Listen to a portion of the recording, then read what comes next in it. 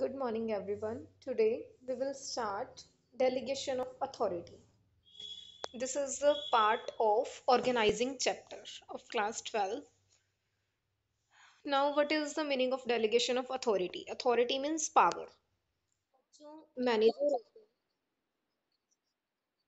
ये अभी के लिए नहीं करना क्योंकि ये कोरोना वाले सेशन में जो 30% सिलेबस रिड्यूस हुआ था ना, तो उसमें ये वाला टॉपिक रिड्यूस हो गया था। ठीक है, तो अभी हम इसको छोड़ रहे हैं। अभी हम कर रहे हैं डेलीगेशन ऑफ अथॉरिटी। तो delegation of authority, authority means power, delegation means किसी को देना। तो अब जो मैनेजर्स होते हैं ना, उनके पास बहुत सारा काम होता है करने के लिए। तो वो अपने जो छोटे मोटे काम होते हैं वो अपने अंडर, उनके अंडर जो सबॉर्डिनेट्स आते हैं ना, उनको दे देते हैं करने के लिए। उन कामों को करने के लिए वो अपने सबॉर्डिनेट्स को रिस्पॉन्सिबिलिटी दे देते हैं। पर जब हम किसी को रिस्पॉन्सिबिलिटी दे रहे हैं ना उस काम, किसी काम को करने के लिए, तो उस रिस्पॉन्सिबिलिटी को पूरा करने के लिए उस पर्सन को कोई ना कोई डिसीजन भी लेने पड़ जाएंगे कई बार। तो उस रिस्पॉन्सिबिलिटी के साथ मैच करती हुई अथॉरिटी भी हमें उस पर्सन को देनी पड़ती है। इसको बोलते हैं डेलीगेशन ऑफ अथॉरिटी।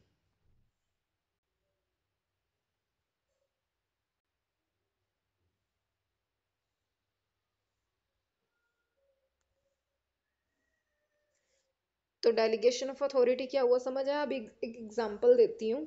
जैसे मान लो कि सेल्स मैनेजर था, उसने अपने अंडर जो सेल्समैन रखे हुए थे उनको उसने रिस्पॉन्सिबिलिटी दे दी कि तुमने 1 मंथ में 1000 यूनिट सेल करनी है। ये रिस्पॉन्सिबिलिटी हो गई कि अब वो उनको काम मिल गया करने के लिए।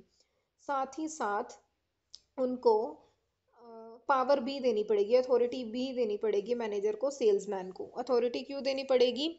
ताकि वो सेल कर सके। अब जैसे जब वो सेल करेंगे तो लोग बार्गेनिंग भी करेंगे थोड़ी बहुत, जो रेट है वो ऊपर नीचे जाएगा। ठीक है, थोड़ा बहुत कम ज़्यादा हो जाता है ना सेलिंग प्राइस, या कई बार हमें थोड़ा डिस्काउंट देना पड़ जाता है।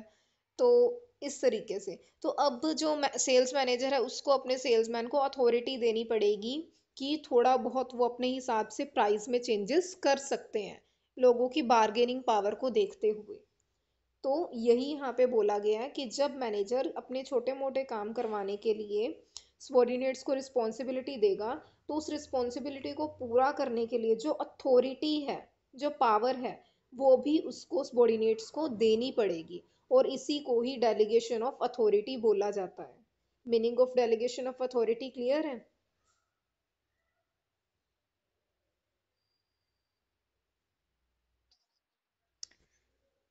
ओके, तो अब देखो इसमें क्या होता है, इसका अगर प्रॉपर मीनिंग पूछ लिया जाए, a process of interesting responsibility and authority to subordinates. इसमें क्या किया जाता है, रिस्पॉन्सिबिलिटी और अथॉरिटी सबॉर्डिनेट्स को दी जाती है। Creating accountability on those employees who are interested responsibility and authority. इसके साथ क्या किया जाता है कि एक तो रिस्पॉन्सिबिलिटी और अथॉरिटी दे दी जाती है उन एम्प्लॉयज़ को या सबॉर्डिनेट्स को जिनको मैनेजर काम करवाता है जिनसे। और इसके साथ ही वो वाले सबॉर्डिनेट अपना काम सही ढंग से कर रहे हैं या नहीं कर रहे, इसके ऊपर चेक रखने के लिए, इसके ऊपर अपनी निगरानी रखने के लिए जो मैनेजर है वो उनसे अकाउंटेबिलिटी की भी डिमांड करेगा सबॉर्डिनेट्स से। मतलब कि सबॉर्डिनेट्स काम सही ढंग से कर रहे हैं नहीं कर रहे, इसके लिए जवाब देना पड़ेगा उन्हें, मैनेजर्स को। ठीक है, तो ये होता है अकाउंटेबिलिटी, जिम्मेवारी या जवाबदेही। तो जो सबॉर्डिनेट्स हैं उनको जवाब देना पड़ेगा मैनेजर को कि उन्होंने काम as per the directions, as per responsibility and authority किया है या नहीं किया। पर जो यहाँ पे देखो, जो अकाउंटेबिलिटी है वो सबॉर्डिनेट्स की मैनेजर के लिए है। पर अल्टीमेट जो रिस्पॉन्सिबिलिटी, अल्टीमेट जो काम है ना, सेल का जो टारगेट है, वो सेल्स मैनेजर को सौंपा गया था। वो तो उसने आगे अपनी तरफ से सेल्समैन को दिया था। तो यहाँ पे क्या था, जो अल्टीमेट टारगेट था वो तो अचीव सेल्स मैनेजर ने करके दिखाना था। ठीक है, उसने अपना काम आगे दिया है। तो जो मेन हेड होगा ना, ऑर्गेनाइजेशन का ओनर होगा, उसके लिए अकाउंटेबिलिटी, उसको अकाउंटेबल मैनेजर होगा, ना कि सेल्समैन होंगे। सेल्समैन किसको अकाउंटेबल होंगे? मैनेजर को, सेल्स मैनेजर को। और जो सेल्स मैनेजर है वो अकाउंटेबल होगा ओनर को। ठीक है, मैनेजिंग डायरेक्टर को।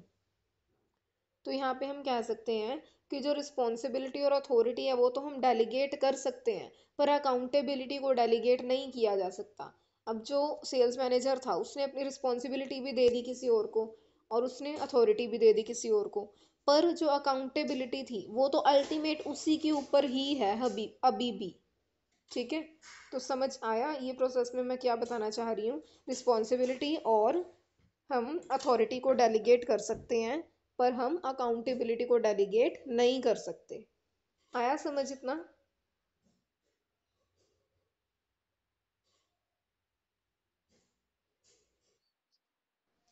उसके बाद है, इन्होंने बोला जो डेलीगेशन है, अब डेलीगेशन में देखो क्या है, डेलीगेशन में हम अथॉरिटी डेलीगेट करेंगे या फिर हम रिस्पॉन्सिबिलिटी डेलीगेट करेंगे। तो कहाँ से, नीचे से ऊपर जाएगी रिस्पॉन्सिबिलिटी और अथॉरिटी, या ऊपर से नीचे आएगी? जैसे मैं जैसे मैं सेल्स मैनेजर हूँ, तो मैंने अपने नीचे वालों को अथॉरिटी और रिस्पॉन्सिबिलिटी दी है ना, तो ऊपर से नीचे डेलीगेशन हुआ है। तो इसलिए हम बोलते हैं जो डेलीगेशन है उसमें कैसा ट्रांसफर होता है, डाउनवर्ड ट्रांसफर होता है अथॉरिटी का सुपीरियर से सबॉर्डिनेट की तरफ। ठीक है। Now principle of absoluteness of accountability, ये मैं आपको अभी बता चुकी हूँ पहले ही। अभी मैंने आपको बोला ना कि जो अकाउंटेबिलिटी है उसको हम ट्रांसफर नहीं कर सकते, उसको हम डेलीगेट नहीं कर सकते। अगर मैं सेल्स मैनेजर हूँ या मैं प्रोडक्शन मैनेजर हूँ, मैंने अपने अंडर आने वाले सबॉर्डिनेट्स को कोई काम दे दिया करने को, वो सबॉर्डिनेट मुझे तो मेरे लिए तो अकाउंटेबल होंगे, पर अल्टीमेट जो काम था वो मेरा था, मैंने आगे दूसरों को दिया था। तो अपने ओनर के लिए मैं ही अकाउंटेबल होंगी, मैं अपनी अकाउंटेबिलिटी को ट्रांसफर नहीं कर सकती हूँ। ठीक है, मैंने अगर किसी और को काम दिया तो वो लोग मेरे लिए अकाउंटेबल हैं, पर मैं, इसका मतलब ये नहीं कि मेरी अकाउंटेबिलिटी खत्म होगी, मैं भी अकाउंटेबल हूँ। ये इसमें बोला गया है कि जो अकाउंटेबिलिटी है वो एब्सोल्यूट टर्म है, उसको हम ट्रांसफर नहीं कर सकते। अब एलिमेंट्स ऑफ डेलीगेशन या फिर प्रोसेस ऑफ डेलीगेशन। जब हम डेलीगेशन करते हैं ना, हमें सबसे पहले, कोई भी मैनेजर अगर कुछ भी डेलीगेट करता है, डेलीगेशन वाली प्रोसेस की अगर हम बात करें, तो सबसे पहले वो रिस्पॉन्सिबिलिटी डेलीगेट करेगा, काम देगा अपने सबॉर्डिनेट्स को। रिस्पॉन्सिबिलिटी डेलीगेट करने के बाद वो अथॉरिटी देगा उस काम को करने के लिए। अथॉरिटी के बाद अकाउंटेबिलिटी आएगी। अकाउंटेबिलिटी में क्या है कि वो सबॉर्डिनेट्स उसके लिए तो अकाउंटेबल होंगे, पर अल्टीमेट अकाउंटेबिलिटी उस मैनेजर की ही रहेगी। ठीक है। तो अब रिस्पॉन्सिबिलिटी का देखो क्या मतलब होता है। रिस्पॉन्सिबिलिटी का मतलब होता है किसी इंडिविजुअल को वर्क असाइन कर देना। जो हम वर्क असाइन करेंगे वो कोई फिजिकल एक्टिविटी भी हो सकती है, वो कोई मेंटल एक्टिविटी भी हो सकती है। और डेलीगेशन की प्रोसेस ही तब स्टार्ट होगी जब रिस्पॉन्सिबिलिटी हम किसी को डेलीगेट करेंगे। तो रिस्पॉन्सिबिलिटी की क्या फीचर्स होते हैं, इसमें सबॉर्डिनेट के ऊपर ऑब्लिगेशन आ जाती है कि उसे जो काम दिया गया उसने उसको पूरा करना ही करना है। और यहाँ से सुपीरियर सबॉर्डिनेट वाली रिलेशनशिप भी अराइज होती है, क्योंकि यहाँ पे सबॉर्डिनेट को काम मिला सुपीरियर से करने के लिए, तो जो सबॉर्डिनेट है वो बाउंड हो जाएगा, यहाँ पे बंध जाएगा उस काम को करने के लिए अपने सुपीरियर के लिए। और जो रिस्पॉन्सिबिलिटी है वो अपवर्ड फ्लो करेगी या डाउनवर्ड, रिस्पॉन्सिबिलिटी ऊपर से नीचे आएगी या नीचे से ऊपर जाएगी। रिस्पॉन्सिबल कौन होगा? रिस्पॉन्सिबल मैनेजर तो नहीं होगा, सबॉर्डिनेट्स ही होंगे ना। सबॉर्डिनेट्स को काम दिया गया है तो अपने काम को पूरा करने के लिए जिम्मेवार भी तो सबॉर्डिनेट होंगे। तो रिस्पॉन्सिबिलिटी नीचे से ऊपर जाएगी, इसका अपवर्ड फ्लो होगा, मतलब जो सबॉर्डिनेट है वो रिस्पॉन्सिबल होंगे अपने काम के लिए मैनेजर को, ना कि मैनेजर रिस्पॉन्सिबल होगा सबॉर्डिनेट्स को। क्लियर है ये वाला पॉइंट? रिस्पॉन्सिबिलिटी फ्लो करती है अपवर्ड। क्लियर है ये रिस्पॉन्सिबिलिटी वाला कंप्लीट पॉइंट?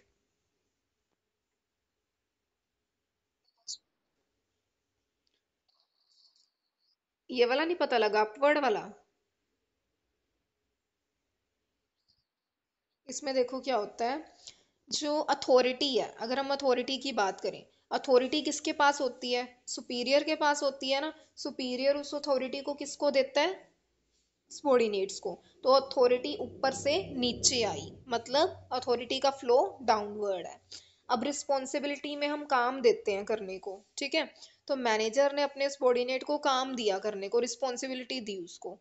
अब वो काम करके किसको दिखाएगा, काम करके जो सबॉर्डिनेट है, काम करके वापस किसको देगा, वो मैनेजर को देगा ना। तो रिस्पॉन्सिबिलिटी नीचे से ऊपर जाएगी। जो सबॉर्डिनेट है वो अपने काम के लिए रिस्पॉन्सिबल है, तो वो अपना काम करके किसको देगा, किसको दिखाएगा, किसको रिपोर्ट करेगा, मैनेजर को करेगा ना। इसलिए नीचे से ऊपर जाएगी रिस्पॉन्सिबिलिटी, तो रिस्पॉन्सिबिलिटी का फ्लो अपवर्ड है, ठीक है। अब क्लियर है।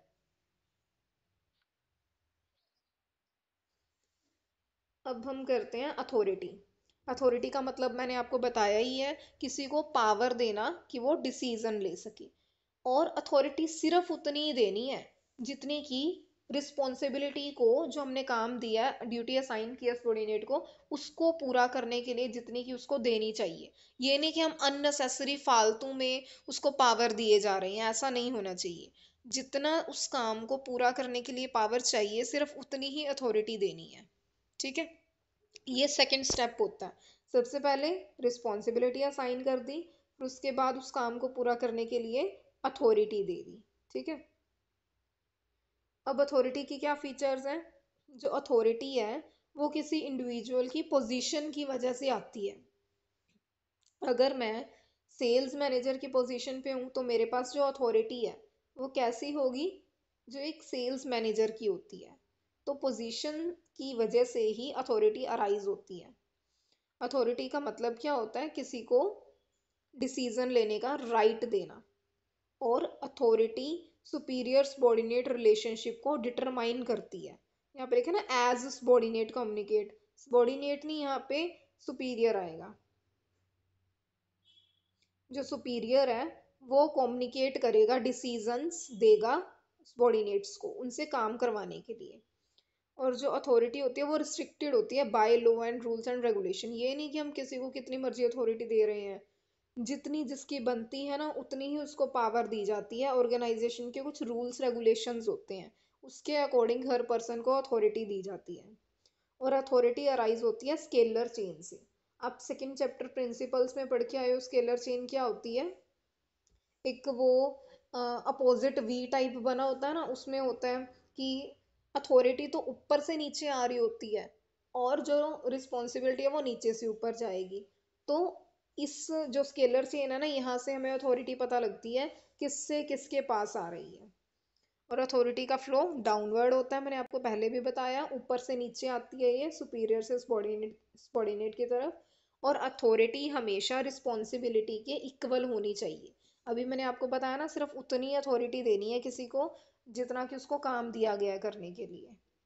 तो ये आपका अथॉरिटी वाला सेकंड स्टेप था डेलीगेशन की प्रोसेस का। डाउट है इसमें कोई।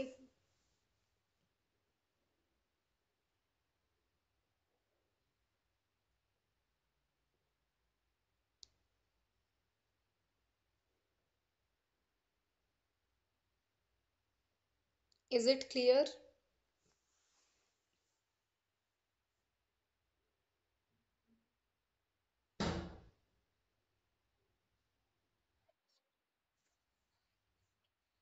Now accountability. अकाउंटेबिलिटी मैं आपको समझा के आ ही चुकी हूँ क्या होता है। इसमें जो सेल्स मैनेजर है या कोई भी मैनेजर है, वो अपनी अकाउंटेबिलिटी को ट्रांसफर नहीं कर सकता है। वो सिर्फ रिस्पॉन्सिबिलिटी को डेलीगेट कर सकता है, अथॉरिटी को डेलीगेट कर सकता है।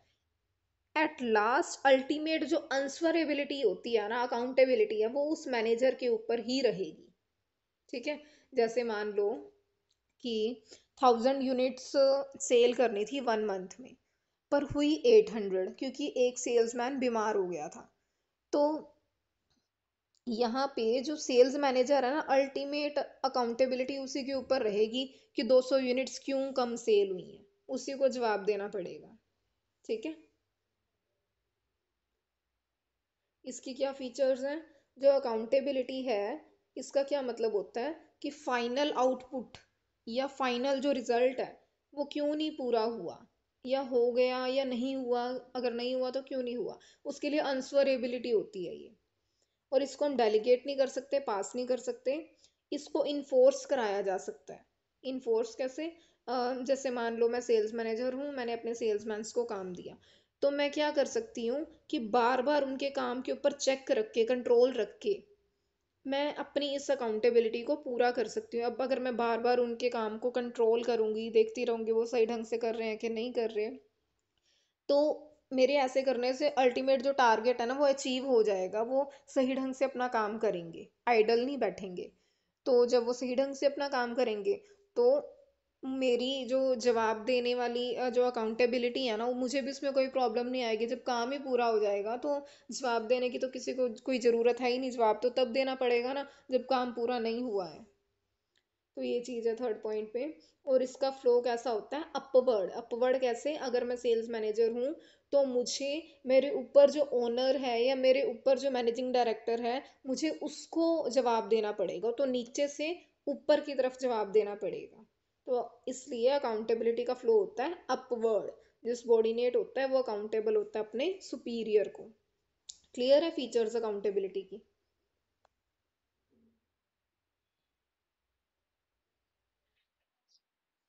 अभी मैंने आपको प्रोसेस करा दी पूरी डेलीगेशन की, इसमें आपने 3 स्टेप किए। सबसे फर्स्ट था रिस्पॉन्सिबिलिटी, फिर था अथॉरिटी, फिर था अकाउंटेबिलिटी। अब तीनों कंसेप्ट अगर आपको समझ आ गए तो आप तीनों में डिफरेंस कर सकते हो। रिस्पॉन्सिबिलिटी और अकाउंटेबिलिटी में आप डिफरेंस कर सकते हो, अथॉरिटी रिस्पॉन्सिबिलिटी में कर सकते हो, फिर इन तीनों में आप डिफरेंस कर सकते हो और रिलेशन भी बता सकते हो। अगर कहीं डाउट आए तो आप मुझसे पूछ सकते हो। अब हम टॉपिक करेंगे इम्पोर्टेंस ऑफ डेलीगेशन। कि ये जो अथॉरिटी रिस्पॉन्सिबिलिटी वगैरह डेलीगेट की जाती है, क्यों की जाती है, क्या फ़ायदा है इसका? फर्स्ट पॉइंट है इफ़ेक्टिव मैनेजमेंट।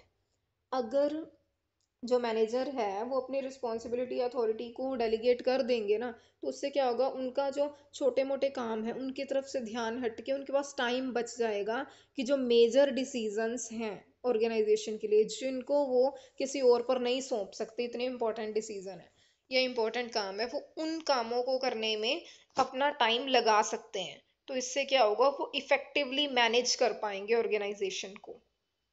उसके बाद सेकंड पॉइंट है एम्प्लॉयज़ डेवलपमेंट। एम्प्लॉयज़ डेवलपमेंट में है जब एम्प्लॉयज़ को अथॉरिटी मिलेगी, पावर मिलेगी, तो इससे क्या होगा, उनको उनका जो टैलेंट है ना वो सामने आएगा। जैसे अब सेल्स मैनेजर ने अपना काम सेल्समैन को दे दिया, छोटे मोटे जो सेल्समैन थे, तो उससे उनका टैलेंट बाहर निकल के आएगा। वो अपनी स्किल का यूज करेंगे सेल्स को बढ़ाने के लिए। वो अपने अपनी तरफ से इनिशिएटिव लेंगे काम करने के लिए, और इससे क्या होगा, फ्यूचर में उनको अगर मैनेजर बनना पड़ भी जाए तो उसका एक्सपीरियंस उनको प्रेजेंट में ही हो जाएगा, क्योंकि काम वो सेल्स मैनेजर का कर रहे हैं। ठीक है, तो इससे उनकी पर्सनल डेवलपमेंट होगी। उसके बाद है मोटिवेशन ऑफ एम्प्लॉयज। और जब उन्हें पावर मिल रही है ना, अब कई लोग क्या होते हैं, वो सोचते हैं कि हमें पावर दी जाए, हमें भी डिसीजन लेने का मौका मिले, हमारे जो मैनेजर है वही लेते रहते हैं डिसीजन, हमें भी मौका दिया जाना चाहिए। तो जो इस टाइप के लोग हैं, उन वो मोटिवेट हो जाएंगे कि हमें भी पावर मिल रही है, हम भी अपनी तरफ से डिसीजन ले पा रहे हैं। तो वो खुद को ऑर्गेनाइजेशन के साथ जुड़ा हुआ पाएंगे, बिलोंगिंगनेस की फीलिंग आएगी उनमें। ठीक है, तो ये तीनों पॉइंट क्लियर है।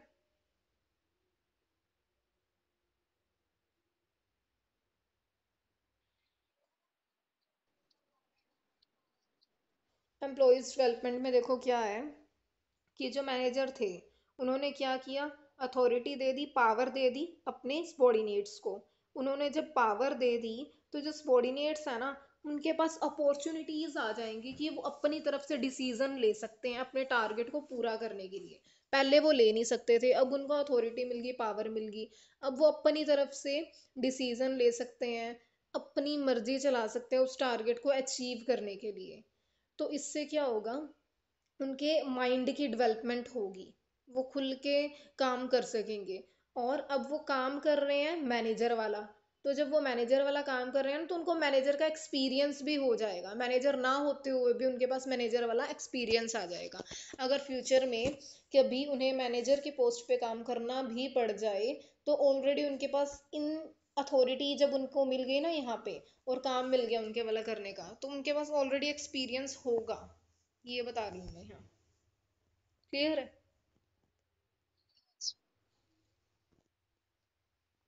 फोर्थ पॉइंट है फैसिलिटेट्स ऑर्गेनाइजेशनल ग्रोथ। इससे ऑर्गेनाइजेशन की भी ग्रोथ होगी। ऑर्गेनाइजेशन की कैसे ग्रोथ होगी? अब देखो, जो मैनेजर थे उन्होंने अपने छोटे मोटे काम तो अपने अंडर जो सबॉर्डिनेट्स थे उनको दे दिए, और वो ऑर्गेनाइजेशन का जो मेन गोल है ना उसको अचीव करने की तरफ ध्यान देंगे जो मैनेजर्स हैं। तो इससे ऑर्गेनाइजेशन की ग्रोथ होगी। ठीक है। उसके बाद है basis of management hierarchy. Hierarchy एक ऑर्डर होता है जिसमें कोई अथॉरिटी पास की जाएगी या कोई कम्युनिकेशन की जाती है जिस ऑर्डर में। तो जो डेलीगेशन है ना, इससे सुपीरियर सबॉर्डिनेट की रिलेशनशिप जो है वो इस्टेब्लिश होती है, क्योंकि इसमें हमें एक पाथ दिखाई दे जाता है कि अगर जो रिस्पॉन्सिबिलिटी है तो कौन सा सबॉर्डिनेट किस सुपीरियर के लिए रिस्पॉन्सिबल होगा, या फिर अथॉरिटी अगर पास होनी है तो कौन से सुपीरियर से किस सबॉर्डिनेट की तरफ पास होगी। ये सारा कुछ हमें एक क्लियर पिक्चर पता लग जाती है इस सारे की, कौन किसको रिपोर्ट करेगा, कौन किसको अथॉरिटी देगा। तो ये मैनेजमेंट हियरार्की के लिए एक बेस तैयार करती है। ये भी इसका फायदा हो जाता है। सिक्स पॉइंट है बेटर कोऑर्डिनेशन। डेलीगेशन में क्या होता है कि अब यहाँ पे देखो, रिस्पॉन्सिबिलिटी ट्रांसफर कर दी हमने, अथॉरिटी कर दी अपने एम्प्लॉयज तक, और एम्प्लॉयज अगर काम पूरा नहीं करते हैं तो उसके लिए वो अकाउंटेबल भी होंगे अपने मैनेजर को। तो इसलिए ना, अब देखो, जो एम्प्लॉयज हैं वो भी सोचेंगे कि हमें अथॉरिटी भी तो दे दी गई है हमें, और हमें जवाब भी देना है अगर हमारा काम ना पूरा हुआ। ठीक है। तो इसलिए वो पहले से ही ना प्रॉपर कोऑर्डिनेशन बना के काम करेंगे। उनको क्लैरिटी होगी कि हमने ये वाला काम करना है। तो डुप्लीकेशन के भी कोई चांसेस नहीं होंगे कि एक काम दो बार हो गया, और पूरा अच्छी तरह से कोऑर्डिनेशन बना के वो काम करेंगे। ये भी फायदा हो जाता है। लास्ट पॉइंट है reduces the workload of managers. इससे मैनेजर्स का वर्कलोड भी कम हो जाता है। मैनेजर्स का वर्कलोड क्यों कम हो जाएगा? क्योंकि उन्होंने अपने जो ऐसे काम थे जो सबॉर्डिनेट्स भी कर सकते थे, उन्होंने इस टाइप के काम अपने सबॉर्डिनेट्स को दे दिए। अब उनके पास काम कम हो जाएगा मैनेजर्स के पास। तो इससे उनका जो वर्कलोड है वो कम हो जाता है। ये बेनिफिट था ऑर्गेनाइजिंग का। क्लियर है? सॉरी, ऑर्गेनाइजिंग का नहीं, डेलीगेशन का। क्लियर है?